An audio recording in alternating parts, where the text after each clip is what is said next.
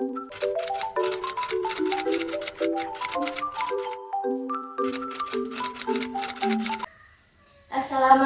warahmatullahi wabarakatuh.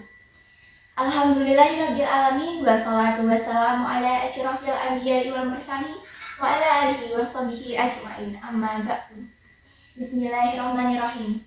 Perkenalkan, nama saya Lu Inesa Antoni dari kelas 11-5 SMA N 1 Merombot.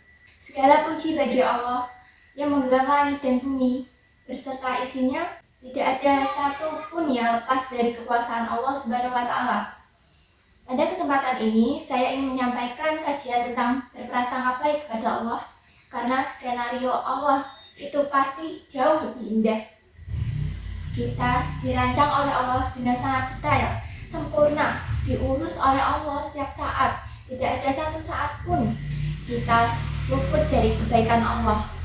Walaupun kadang kita tidak mengingat, tidak mengakui, bahkan banyak karunia Allah yang digunakan untuk melawan Allah. Allah ciptakan mata, Allah urus setiap saat mata kita. Tapi terkadang mata ini kita gunakan untuk melihat hal-hal yang diharapkan. Allah menyayangi hamba-hambanya lebih dari siapapun. Allah tahu persis dosa dan maksiat kita, tapi Allah menutupinya sehingga orang lain menyangka bahwa kita adalah orang yang baik. Allah juga membimbing dan memberi ilmu supaya kita sadar dan tahu caranya bertaubat.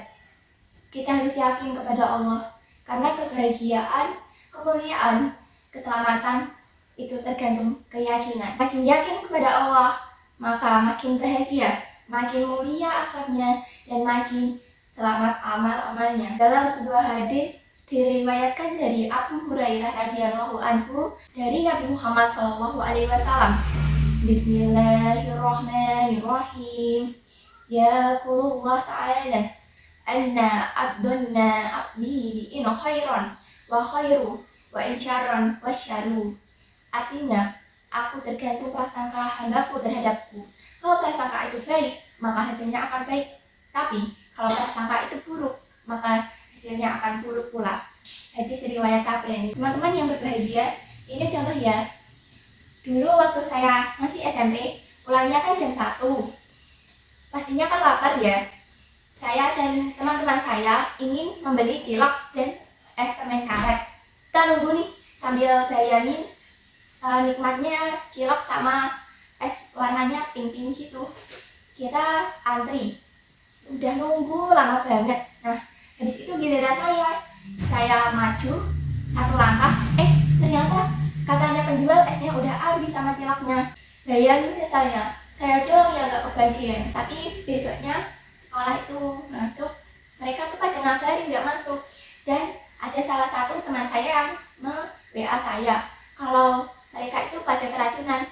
Dan dia bilang gini, Nes, untungnya kamu gak jadi beli. Kalau kamu jadi beli, kamu akan keracunan seperti kita.